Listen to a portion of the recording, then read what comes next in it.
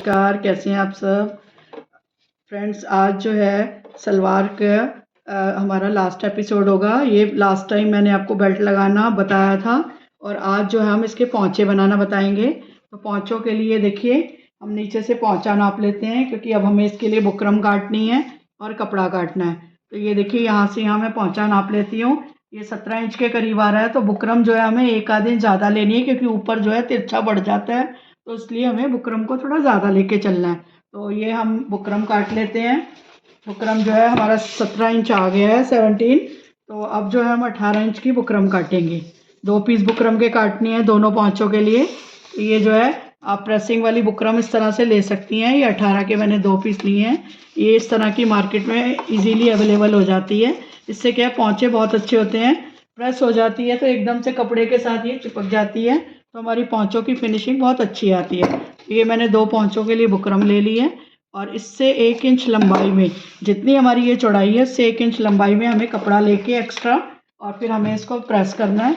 ये मैं आपको इसको, ये देखिए इस तरह से मैंने 2 पीस कपड़े के भी काट लिए हैं। और अब जो है हमें इस तरह से दोनों तरफ, ये इसमें जो शाइन वाला आपको दिख रहा है, ये शाइन वाला ये प्रेस के लिए हमें नीचे दबा देना है और इधर आधा इंच गैप पे, और हमें इस पर प्रेस लगा देनी है। तो इस तरह से देखिए ये इसको प्रेस से हमें चिपका देना है। इससे क्या होता है, प्रेस से चिपकने से ये एकदम कोई इसमें झोल या बल नहीं आते हैं, तो फिनिशिंग बहुत अच्छी आती है। दूसरे को भी मैं आपको प्रेस करके दिखाती हूँ। ये देखिए इस तरह से मैंने इसको चिपका भी लिया और मोड़ भी दिया है। और अब हम इसको एक एक पौंचा करके इस तरह से देखिए सलवार के ऊपर हमें यहाँ पे रख लेना है। दोनों तरफ ये बराबर होना चाहिए, इधर भी और इधर भी। और उसके बाद जो है इसमें हमें सिलाई लगानी है। तो सिलाई लगाने के लिए सीधी तरफ आपने इसको रखना है और सीधी तरफ रख के बुकरम के साथ साथ आपने सिलाई लगानी है। ये देख लीजिए एक बारी, मैं आपको ध्यान से पास से दिखाती हूँ।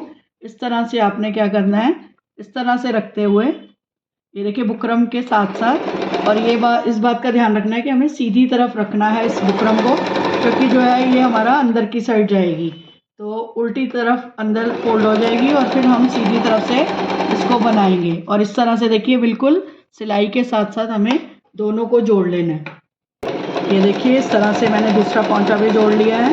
बुकरम के बिल्कुल साथ साथ रख के हमने इस पर सिलाई लगा ली है। और इसमें एक बात का ध्यान आपने और रखना है कि हमें दोनों पौंचों को साथ साथ चलना है, क्योंकि अगर हम,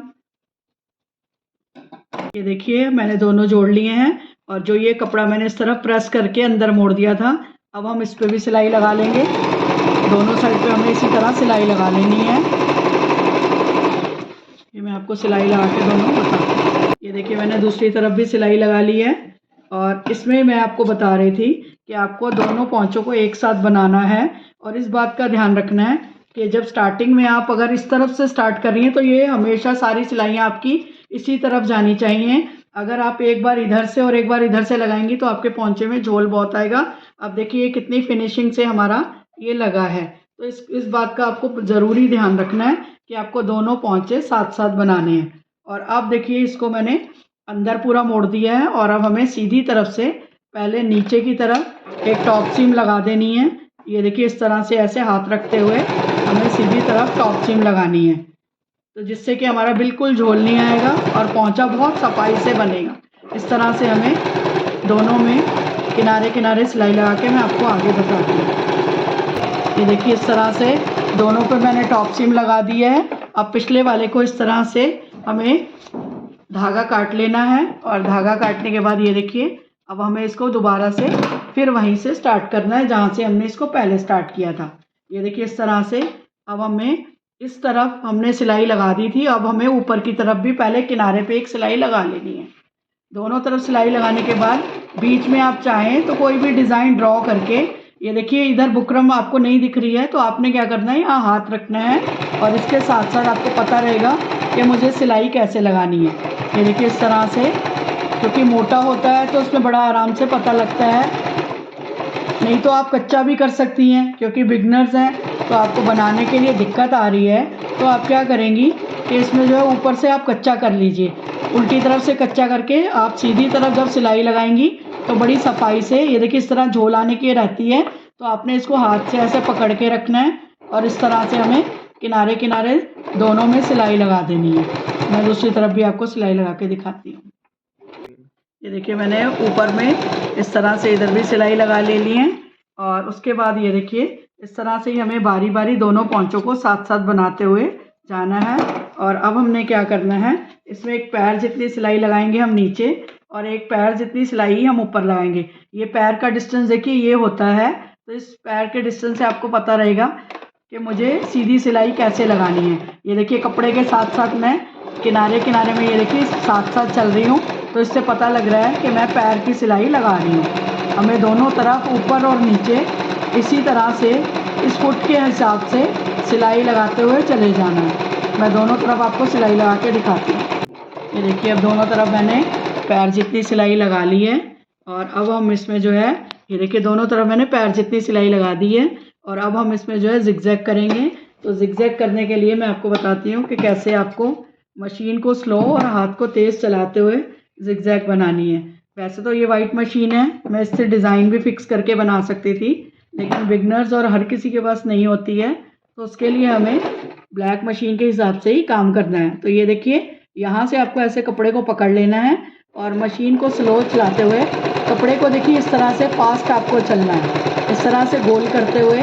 उससे क्या होगा, छोटी छोटी जिगजैग बनेगी और बीच में आप चाहें तो चौक से कोई भी डिज़ाइन ड्रॉ कर सकती हैं। देखिए मैं मशीन स्लो चला रही हूँ और हाथ को फास्ट चला रही हूँ। इस तरह से आपको अभी मैं एक लाइन आपको बना के पूरा दिखाती हूँ कि कैसे जिगजैग बन के तैयार हो रहा है।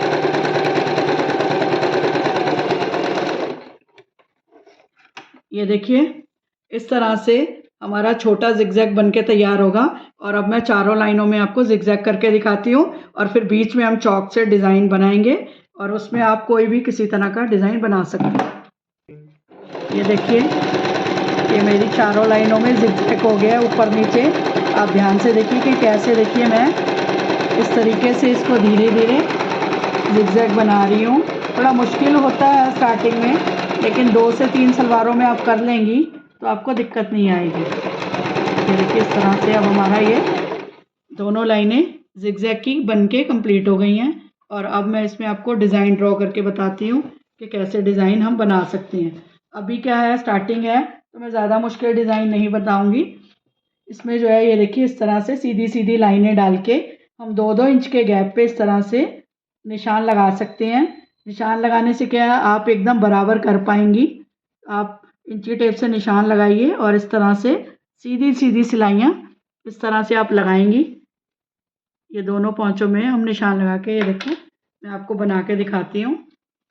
जैसे जैसे हमने निशान लगाया है हमें किनारे से देखिए इस तरफ से लाना है और बिल्कुल इसको सीधा हमें यहाँ चलना है और यहाँ आके देखिए हमें सुई को रोक लेना है और इस तरह से हमें कपड़े को घुमाना है।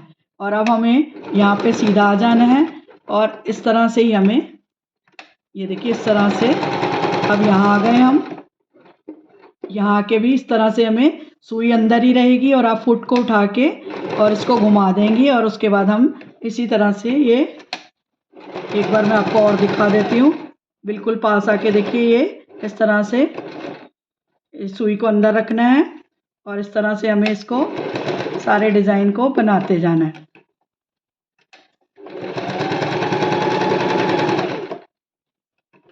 ये मैं अब आपको दूसरे पोंचे पे भी डिज़ाइन बना के दिखाती हूँ। ये देखिए मैंने दोनों पोंचों पे इतना डिज़ाइन बना लिया है और आगे हम इसमें इस डिज़ाइन को कैसे आगे बढ़ाते हैं ये मैं आपको दिखाती हूँ। ये देखिए हमारा दोनों तरफ का ये डिज़ाइन जो है इस तरह से देखिए बन के तैयार हो गया दोनों पोंचों पे। अब हम चाहें तो इसमें कुछ और भी कर सकते हैं, तो मैं अभी थोड़ा इजी ही बताती हूँ आपको। तो हमें क्या करना है, अब हमें जो है यहाँ से इसी डिज़ाइन को इस तरह से रिपीट कर लेना है। उससे क्या होगा, ये थोड़ा भरा भरा भी लगेगा और आपको ना बनाने में दिक्कत नहीं आएगी। ये देख रहे हैं आप, इस तरह से आप इसी डिज़ाइन को डबल कर लेंगी तो ये डिज़ाइन जो है देखिए इस तरह से भर के आ जाएगा। मैं चौक से मार्क करके आपको दिखा रही हूँ कि आपको अच्छे से समझ आए कि किस तरह से मैंने ये डिज़ाइन को बनाया। ये देखिए उसी तरह से सेम हमने उसी डिज़ाइन को दोबारा रिपीट कर लेना है। अब मैं आपको इस पर सिलाई लगा के दिखाती हूँ। ये देखिए इसी तरह से अब हमने जो सेकंड चौक का निशान लगाया है और इस तरह से हमें यहाँ से सीधा आना है। यहाँ आने के बाद इस तरह से हमें इस पर इसी निशान को दोबारा सिलाई लगा लेना है, तो जिससे कि हमारा पोंचे का डिज़ाइन बनके तैयार हो जाएगा। ये देखिए इस तरह से। ये